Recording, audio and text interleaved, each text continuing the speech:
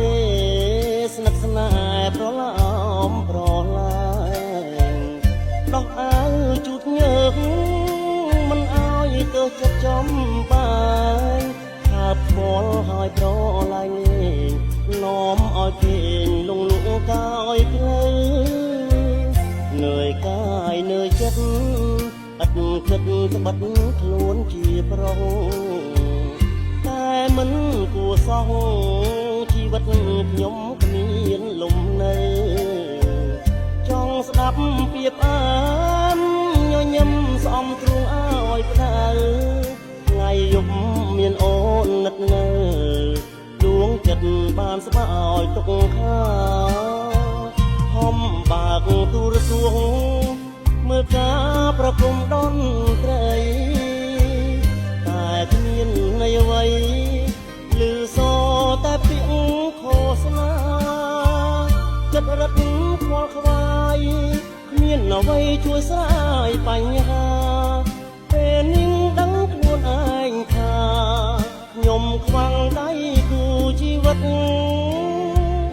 មកទាំងល្ងាចនេះដួងចិត្តស្ថិតជាស្រមោលអណ្ដែតតែកោរសាត់កាត់ភពងងឹតតើមានន័យអ្វីបើខ្ញុំគ្មានគូស្នេហ៍ស្និទ្ធមានរូបតែគ្មានជីវិតមៀងមិត្តយល់ចិត្តខ្ញុំផង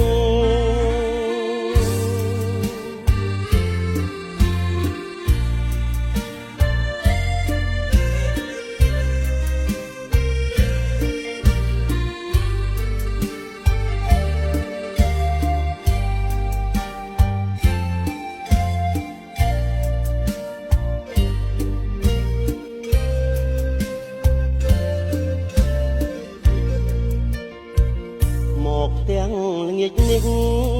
ដួងចិត្តស្ថិតជាស្រមោល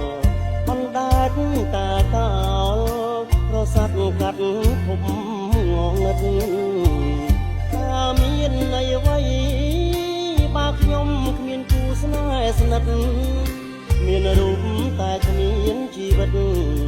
មៀងមិត្តយល់ចិត្តខ្ញុំផង